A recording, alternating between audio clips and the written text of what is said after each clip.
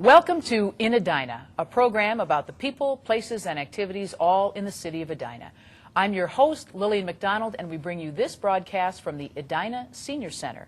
And joining us to talk about the Edina Senior Center and its activities is Sue Weigel, the director. For 30 years here. 30 years. This is my 30th year, correct. Thanks so much for joining us on In Edina. We appreciate it. This facility it's absolutely fantastic. Thank you. It's a great place for seniors to get together for education, for social activities, and for recreation. Correct. Talk a little bit about that.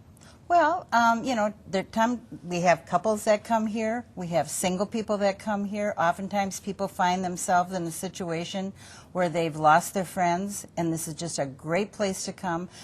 We also have people who move to Edina because their children live here. They may be coming from India. They may be coming from Louisiana or someplace, and so they say, you know, do you play bridge here? Do you have exercise here? What do you have that would be of interest, you know, to me, and how can I get to meet new people? And this is just really one of the nicest places you can come and do that. So this is the hot spot for folks that are 55 and up. We think so. We think so. Well, now 55 and up, that's a pretty big span. It is. You know, folks live a long time, so they need some things to do, and it's important for them to have a place of their own. And I know that this facility is dedicated for senior activities. It never used to be that way years ago. Oh, it isn't that way in many communities today, where you actually have a facility that is just made for seniors. And seniors were very instrumental in getting this facility for us. And as you know, we have a marriage here. We have the library on the upper level, and in 2002 we moved in and have just enjoyed the place so very, very much. So you essentially share this facility, which is just off Highway 100 and Vernon, and you essentially share this facility then with the library. With the library, and that's a nice partnership for young and old alike. Talk a little bit about that. Well, oftentimes, you know, people don't want to come to the senior center because they think the minute they walk through the archway, they are old. And this way they can say, well, I'm going over to the library and, you know, maybe I'll go downstairs and see what's going on down there. And actually, sometimes people accidentally find us. We have many children coming through here because we have a beautiful fish tank. And they love to come and see the fish. Seniors that are here love to see the children that are going off to the library. And so that's a lot of fun. And so that's really, you know, we are done with our activities at about 3:30 in the afternoon. School is out about that time. Kids come to the library. Parents come to the library at that time. And really, we've developed over the years, we've just sort of evolved in doing our programming in such a way that we have our greatest activities, you know, during the earlier part of the afternoon, and then the library will have a 4 o'clock program, and then parking is not such an issue. So it's a perfect partnership. Okay. Let's talk a little bit about some of the activities here. You have extensive programs, a wealth of activities, something for everybody. You have card games. You have classes. Yes, we do. You have outdoor leagues like golf, or indoor leagues like bowling. And trips. And we have softball also. Yes. Oh, you do? And volleyball, I understand. Well, volleyball, actually, we did have it. We don't have a facility in Edina, but they can go to Hopkins and play volleyball. So you're talking about physical activities and intellectual activities, social activities, things that keep people going. Yeah. Our most popular activity right now in the center is duplicate bridge, which is, you know, who would have known that this was going to be such a popular card game? But we have it 3 days of the week. And the other most popular activity is our trips and tours. Well, let's talk about those, because some of them are very extensive. Well, they are. We have gone, you know, overseas. We've been to Ireland and to England, and certainly many trips to Canada. We've done longer trips to the East Coast. We've done two trips to the South. We are planning a trip this year, which with the history instructor, Michael Hansen, and that will take us to Kansas, to the Truman Library, and then to Arkansas, to the Clinton Library. And on a presidential year, this might be, you know, just the proper or fun thing to be able to do. And then we'll take, you know, do different activities in between that, stop at different spots. Sure, and I understand you feature a trip somewhere every month. Every month. We have day trips. Recently, we've been out to the Lafayette Club to hear the Golden Strings. We are planning a trip later this year that will take us to the McPhail Center. I try to plan some of the trips so that things that are new in Minneapolis or in the Twin Cities area, people are curious about them. They want to be, you know, up to date with their children and talking about it. And so we tour it and we find out all about it. That's great. Yeah. Now, you're supported by volunteers. They play a key role in keeping this community center going. Absolutely. Now, I tell you, when I first started, I was calling the bingo, I was setting up the table, I was scooping the ice cream, and one day I put my head down and said, guys, I just can't do this myself. And as this has evolved over 30 years, it's really the seniors that are running the classes, the you know, exercise activities, and you know, anything else that goes on, anything they're interested in. We have a computer group that meets every Thursday, totally run by seniors. And on Tuesdays, we have another computer group that's here, and again, totally run by them. The card games are all run by seniors, and we have cribbage, 500, pinochle, and sheep's head is our newest one. Some guys from St. Bonnie are here that love to play sheep's head. You've got about 1,500 members here. 1,500 members, and right. the membership is really, doesn't cost a whole lot. Tell us about that. But it helps. Okay. And it's $17 for a single and $27 for a couple, which means any two people living together. So that's an annual fee. Annual fee. That folks can contribute to defray some of the community center costs. That's right. Or you can just jump on for a single activity if you want. That's correct. How do we get more information to become a member here? Well, you can call for a complimentary newsletter. Okay. And that would be at 952-833-9570. Or stop by the Edina Senior Center. Or stop by. We'll be happy to No give doubt you they've got stuff going on. Thanks so much for joining us on In Edina.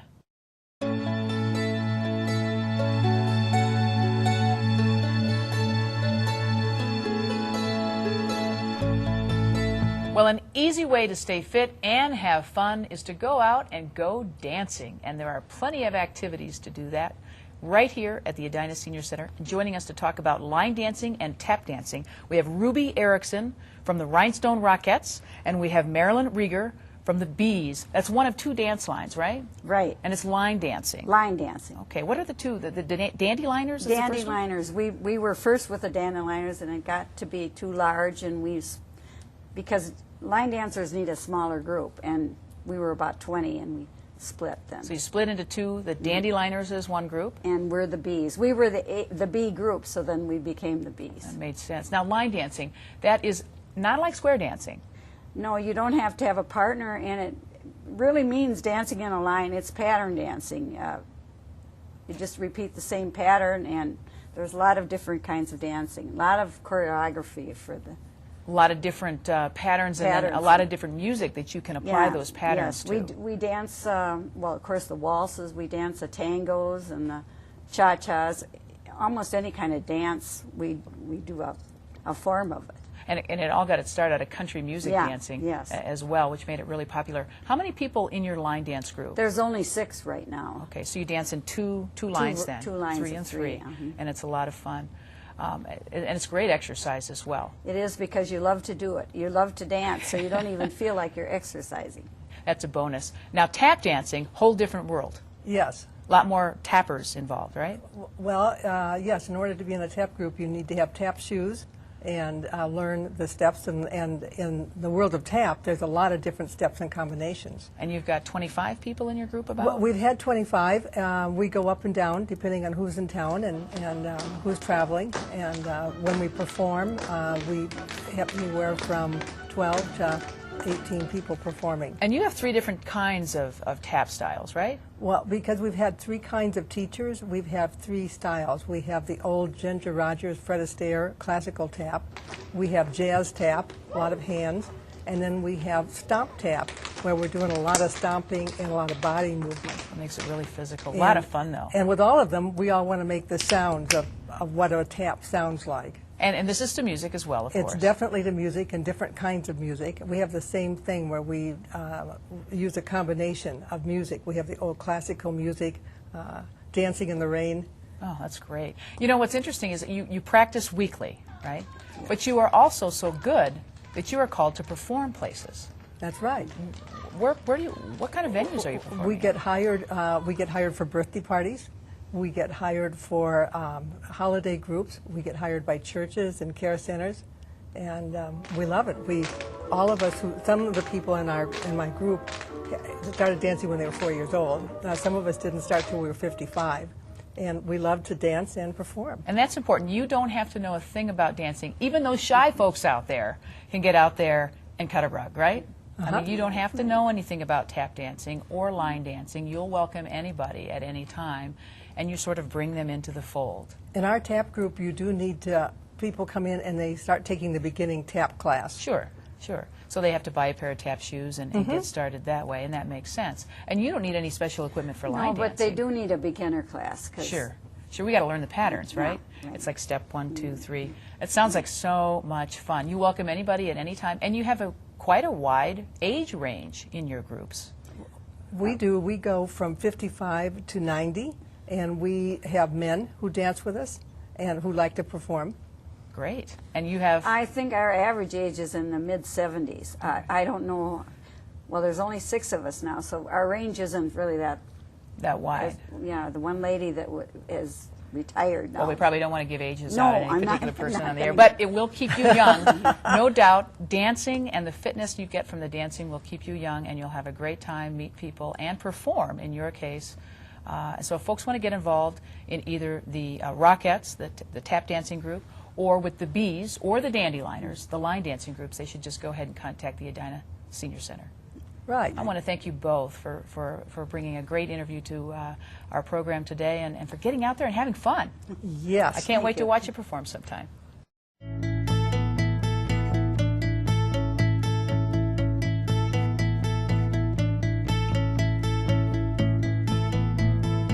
Well, you can dance, or if you like to be outside, maybe pick up a golf club or a baseball bat and join one of these 2 fabulous leagues we're about to talk about with Bob Hartshorn, the commissioner of the West Metro Senior Softball League, and also John Lundquist, the president of the Edina Seniors Golf League. Thank you, gentlemen, for joining us. Thank you for Really inviting me. appreciate this. Golf is in the air, and Right. everybody's out there. Where are you folks golfing? We play at Fred Richards here in Edina. It's an executive course, which means it's got 7 par 3s and 2 par 4s. Okay. It's a challenging course, but you don't have to be a long ball hitter to play there. That's a fair game. Right. You still have challenge like water. Oh, yes, there's quite a bit of water on there. How many members in the golf league? Last year we had 65. Our registrations are just coming in, so this week we should know how many we'll have this year. All right, but you like to keep it about 70? I'd like to see an increase, net increase of at least 5 this year. Is this a co-ed league? Yes, yes it is. All right, so the age range in your league? Probably most of them are in the 60s to the 80s. When do you play? Monday mornings. Okay, so you tee off about, what, 7:30? 7:30 is the first tee time. And the last group in? It runs about around 10. So it's a morning activity. Oh, yes, And yes. every week throughout the summer then, Every right? week.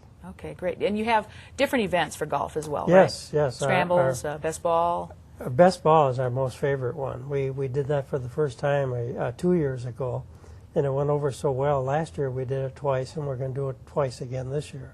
Golf is a great game. You get to know folks. It's social. You're outdoors. You're getting fresh air. You're having exercise, which of course is extremely important for seniors, and it's fellowship. You really bond with the people you're playing with. A pool cart or electric carts, are they both options on the course if needed? Oh, definitely. I'd say most people pull their own cart, but they do have electric carts available for those that need them. Any cost to play?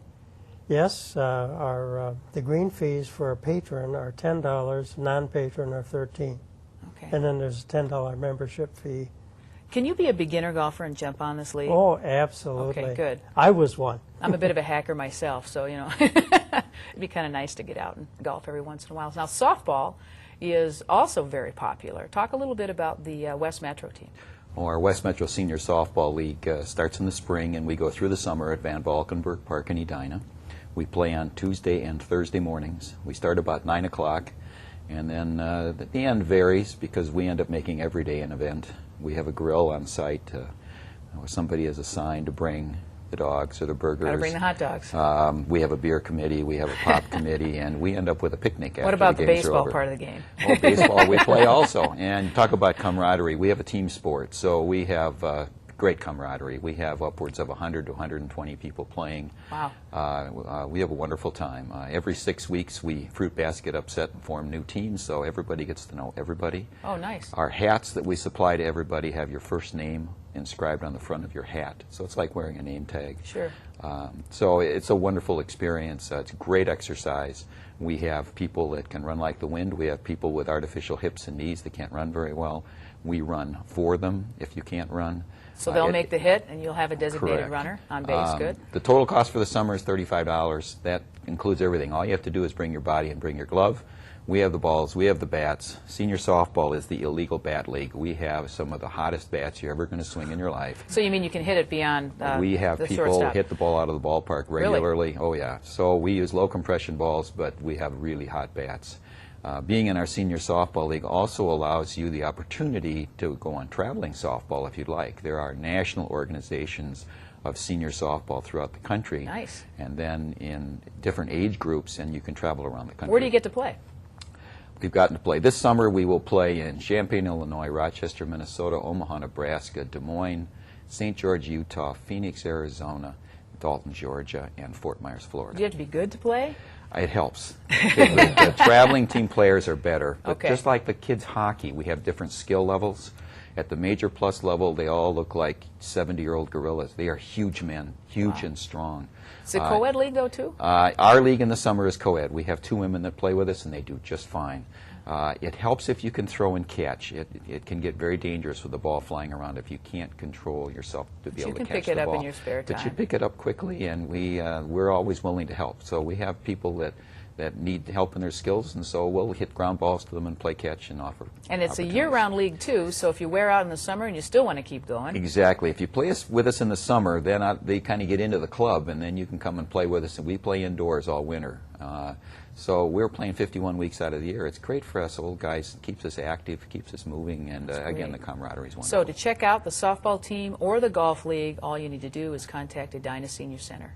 Right. Absolutely. All players, all handicaps are welcome. Thanks so take much for everyone. joining us, guys. Thank you Thank for you. Appreciate inviting it.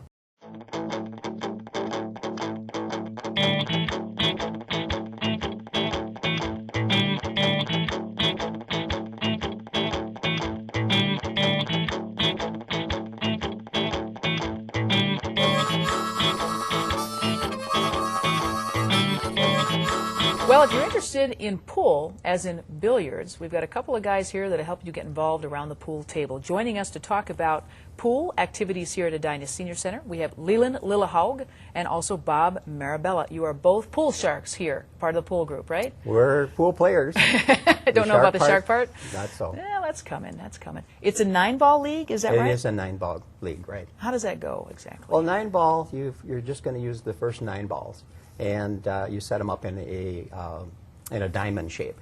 And so the 1 ball is out front, and you've got to follow sequence 1 through 9. And all balls will stay down. At the 9 ball, you need to call the 9 ball.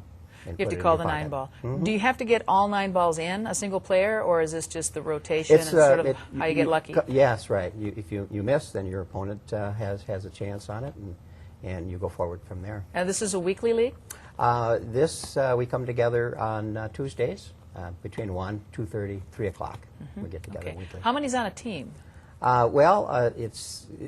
We just play individually, if you will. Okay. Okay, great.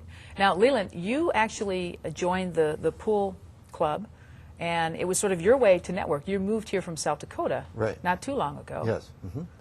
And we had looked at the Edina Center when we were up visiting. We have 3 children and their spouses and families in Edina, and that's the reason we moved. So we had looked around for a church and other activities, and we live very close to here, and it was natural. My wife is a voracious reader, And the Edina Library and the Senior Center being in the same building was just ideal for us. Sure. And the thing that we found is the kindness of all the people we met, whether it was in the library itself or the Senior Center. I think it's just very well run. And then Mr. Crockett is here as well with the Development Center. And everyone just welcomed us, and that really made a difference. Even though we had family up here, you have to develop other friends. Oh yeah, as well. you've got to have your own friends, friends of your own generation, where you can share experiences and talk about your kids. Yes. Things you can't say to your kids, maybe even, huh? We won't talk about that on the air, but And I'm an outdoor person and have been looking for fishing partners. That's one of the hard things about moving, is you lose your fishing partners. And a gentleman who is involved here, he isn't in the pool league, but he loves to play pool. And we started doing that, and so now I go fishing with him periodically. Excellent. So you've managed to transition from South Dakota here to the Twin Cities area, and with the help of the Edina Senior Center and all the relationships, it's a great way to meet people. That has been a help. Now let's talk a little bit about this league in terms of how serious it is. It's just for social fun, but I know there's a little kitty involved there. There's a little kitty, yeah. There's a $2 registration fee, and we'll run anywhere from 8 to 12 players for a tournament. Run a tournament about the 15th of each month. Okay. And there'd be a payoff for the first 5 positions. And yeah, it gets a little bit more competitive on tournament days. So men and women can play? Absolutely. And you don't have to have a whole lot of skill to play? I mean, That's it's just true. kind of, there's a little bit of luck in pool, that's true. I didn't know this game. Leon actually runs the tournament. He taught me the game some years back. Yeah. Great. So tournaments are monthly, middle of the month, Yeah. and get involved and have a good time around the pool table, meet some folks, and go fishing too. And do all that, yes. All right. Thanks so much. Good luck in the Certainly. tournaments this season. Thank you very much. Thanks, Tom.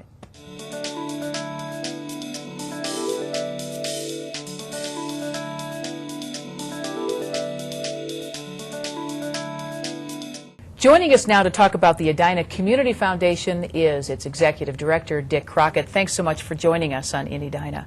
Thank you, Lillian. You're welcome. Tell us how the foundation fits into the Senior Center here. To start with, we're located here. We have a very nice office support group here that we work with. And we're here because we're a very close partner with the City of Edina. Our mission is to strengthen the community of Edina through providing philanthropical support for the city and a host of other organizations in the community. And you have 4 focus areas that you provide support for. They include beautifying Edina, bringing people together, enhancing our security, and helping our neighbors. And so how do you beautify Edina? How does the foundation help beautify Edina? Well, to start with, we've had major improvement projects in a couple of parks, including Grandview Square Park, which is right outside our window here. More recently, we've been working with the Edina Public Art Committee to bring public art into the community, both into City Hall and into, most recently now, Centennial Lakes Park, where a great sculpture project is in the works. And then bringing people together? That reflects an old conclusion of mine, meaning since I moved to Edina, that as a suburban community, Edina needs more attention to cultural and entertainment opportunities within its borders. In a large city, it's easy for people to go someplace else. We wanted a chance to bring people together in their own communities. So we have a 4th of July parade that brings together 20,000 people. We have an annual torchlight concert in Centennial Lakes Park that is wonderful entertainment. We just concentrate on providing events for people in the community that bring them together and help them enjoy you get to know each other, and that's a part of community building. And it strengthens neighborhoods, which is also a part of your focus, right? We work with neighborhood associations to help them create events that people will enjoy and get to know their neighbors at. Next focus area involves enhancing our security. Right. You know, we have police and fire departments who do a great job. We also have people who want to help them by funding everything from a police dog to defibrillators for police cars to special equipment for them to do their job. Yeah. And the city budgets are strapped. So your role as a foundation then is to try to find ways to fund some of these projects to support your focus areas. I don't know that I'd use the word strapped. I would say that they're limited. They're limited. And so what we do is provide some of the extra things. There might not have been budget money, for example, for defibrillators to be located in city facilities throughout. Over the past 5 years, I think we've found defibrillators and funding for them for about 24 different locations in the city. How do you go about finding the funding, and how much do you give each year to these programs? Our program services budget, with grants included, is about $150,000 a year. And we get that through a combination of asking people directly for charitable gifts, and then to a great extent by partnering with people that themselves are prepared to ask for funding to support their programs. Can you give me an example of how that might work? Well, a good example that is very successful is the Country Club Neighborhood Association. They encourage their members to make contributions to the Edina Community Foundation so that we can maintain a designated fund that is available to make grants back to the Neighborhood Association as a group to support their activities and events. So as the executive director, you're pretty busy looking for grants and then giving grants and working with community partners to make sure everything follows suit. How do you go about choosing who gets what and how you spread it all out among all your focus areas? Because there's a lot of different activities that your organization supports. That's an interesting question because we don't very often have to say no. The truth is that most of these nonprofit or volunteer groups in the community really do have the community's best interests at heart. And so we find it easy to support whatever program they're interested in getting funding for. We should talk here about another part of the foundation program that is a little different than just the money-raising part, and that's the extent to which we sponsor programs ourselves without other people's involvement or sometimes in partnership with them. The parade is a good example where the foundation is the host. Now we cooperate closely with the city, which sort of facilitates it, but we have our own program chair, our own volunteer committee. We have a holiday home tour, for example, that again follows this model of a volunteer chair who works with us to create an event and brings together a group of volunteers to make it happen. Wow. You are really supporting, you're like the backbone of the city of Edina in many ways. We really appreciate all the work and the activities that you do to support the programs. Well, I suspect there are a lot of people in City Hall who would resist the backbone analogy. We do everything we can We're to make it a talking better about community. partnerships here. Yeah, that'd be a and good it has to description. be public and private partnerships to make it all work. Right. And we thank you for your nonprofit work and for telling us all about it here on In Edina.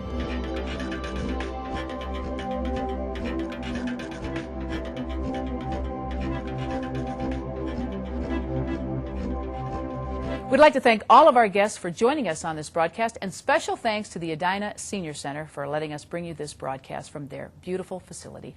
I'm your host, Lillian McDonald. Until next time, have a great day.